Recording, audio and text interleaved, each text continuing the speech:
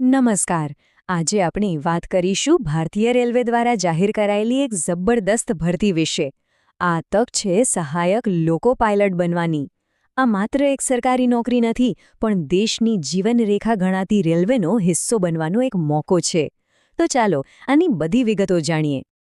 સૌથી પહેલાં તો આ આંકડા પર એક નજર નાખો. 11,127. જી હા, આ કોઈ નાનો સૂનો આંકડો નથી. આટલી મોટી સંખ્યામાં જગ્યાઓ બહાર પાડવામાં આવી છે. રેલવેમાં કારકિર્દી બનાવવા માંગતા ઉમેદવારો માટે આ ખરેખર એક બહુ મોટી તક છે. તો આ જે 11,127 જગ્યાઓ છે એ બધી જ આસિસ્ટન્ટ લોકો પાયલટ એટલે કે ALPના પદ માટે છે. અને આ ભરતી સમગ્ર ભારતીય રેલવે નેટવર્કમાં થવાની છે, જેનો મતલબ છે કે દેશના ખૂણે ખૂણામાં નોકરીની તકો રહેલી છે. તો ચાલો ફટાફટ જોઈ લઈએ કે આજે આપણે કયા મુદ્દાઓ પર વાત કરવાના છીએ. આપણે જાણીશું કે આ ભરતી કેટલી મોટી છે, ALPનું કામ અને પગાર શું છે, લાયકાત શું જોઈએ, અરજીની તારીખો કઈ છે, ફોર્મ કેવી રીતે ભરવું અને છેલ્લે હવે તરત શું કરવું જોઈએ. સારું, તો ચાલો શરૂઆત કરીએ આપણા પહેલા મુદ્દાથી અને સમજીએ કે આ ભરતી આટલી મહત્વની કેમ છે.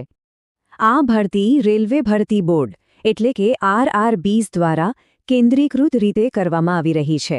અને આનું જે ઓફિશિયલ નોટિફિકેશન નંબર છે CEN 01/2026 એ ખાસ નોંધી લેજો. ભવિષ્યમાં આ નંબર બહુ જ કામ લાગશે. ચાલો હવે એ વાત પર આવીએ જે જાણવા માટે બધા ઉત્સુક હોય છે કે આખરે આ નોકરીમાં કામ શું કરવાનું છે અને પગાર કેટલો મળશે. જુઓ, આસિસ્ટન્ટ લોકો પાયલટ એટલે કે ALP એ ભારતીય રેલવેમાં ટ્રેન ડ્રાઈવર બનવા માટેની સમજી લો કે પહેલી સીડી છે. અહીંથી જ લોકો પાયલટ તરીકેની કારકિર્દીની શરૂઆત થાય છે. અને હવે પગાર. આ પદ માટે શરૂઆતી માસિક પગાર છે 19,900 રૂપિયા. પણ હા, આ ફક્ત બેઝિક પે છે. આની ઉપર બીજા ઘણા ભથ્થા પણ મળશે. તો પગારની વાત જરા વિગતે કરીએ. આ પોસ્ટ 7મા પગાર પંચના લેવલ 2માં આવે છે. શરૂઆતી પગાર, જેમ મેં કહ્યું, 19,900 રૂપિયા દર મહિને છે. અને એની સાથે રેલવેના કર્મચારીઓને જે પણ બીજા ભથ્થા અને લાભો મળે છે એ બધા જ આમાં સામેલ થશે. ઓકે, પગારની વાતો થઈ ગઈ. પણ હવે સૌથી અગત્યનો સવાલ કે આ નોકરી માટે કોણ અરજી કરી શકે છે. ચાલો યોગ્યતાના માપદંડો પર એક નજર નાખીએ. આ પ્રશ્નનો જવાબ બહુ જ જરૂરી છે. તો હવે પછીની વિગતોને ખૂબ જ ધ્યાનથી જોજો અને ચેક કરજો કે આ તક તમારા માટે છે કે નહીં. તો જુઓ, મુખ્યત્વે બે બાબતો છે. પહેલું છે ઉંમર. 1 જુલાઈ 2026ના રોજ ઉંમર 18થી 30 વર્ષની વચ્ચે હોવી જોઈએ. અને બીજું છે ભણતર એટલે કે લાયકાત. એની બધી જ વિગતો ઓફિશિયલ નોટિફિકેશનમાં આપી છે, જે વાંચવી ખૂબ જ જરૂરી છે.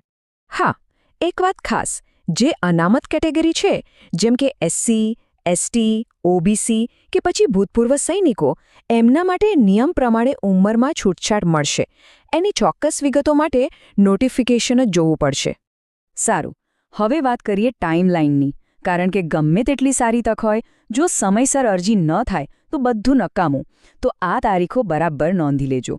ઓકે, તો તારીખો આ પ્રમાણે છે. નોટિફિકેશન 21 માર્ચે આવી ગયું છે. ફોર્મ ભરવાનું શરૂ થશે 15 મે 2026થી અને ફોર્મ ભરવાની છેલ્લી તારીખ છે 14 જૂન 2026 રાત્રે 11:59 સુધી. છેલ્લી ઘડીની રાહ ન જોતા. ચાલો, તારીખો તો ખબર પડી ગઈ. હવે એ જોઈએ કે ફોર્મ ભરવાનું કઈ રીતે છે. આખી પ્રોસેસ સ્ટેપ બાય સ્ટેપ સમજી લઈએ. આખી પ્રક્રિયા ઓનલાઈન છે. સૌથી પહેલાં ઓફિશિયલ પોર્ટલ rrbapply.gov.in પર જવાનું. ત્યાં ઓનલાઈન ફોર્મ ભરવાનું, જે પણ ફી હોય એ ભરવાની અને છેલ્લે બધી જ વિગતો બરાબર ચકાસીને ફોર્મ સબમિટ કરી દેવાનું. બસ આટલું જ. હવે આ એક ચેતવણી છે, જેને બિલકુલ હળવાશથી ન લેતા. ફોર્મ ભરતી વખતે ખાસ ખાતરી કરી લેજો કે તમારા આધાર કાર્ડ અને 10મા ધોરણના સર્ટિફિકેટમાં જે વિગતો છે, ખાસ કરીને નામ અને જન્મ તારીખ, એ 100% મેચ થાય. જરા પણ ફેરફાર હશે તો આગળ જતાં બહુ મોટી મુશ્કેલી થઈ શકે છે.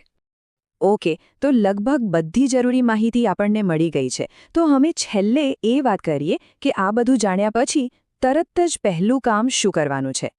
જો, બીજું કંઈ પણ કરો એ પહેલાં સૌથી પહેલું અને સૌથી અગત્યનું કામ એ છે કે આરઆરબીની કોઈ પણ ઓફિશિયલ વેબસાઇટ પર જાઓ અને આ જે નોટિફિકેશન છે CEN01/2026 એને ડાઉનલોડ કરીને શાંતિથી ધ્યાનપૂર્વક વાંચો.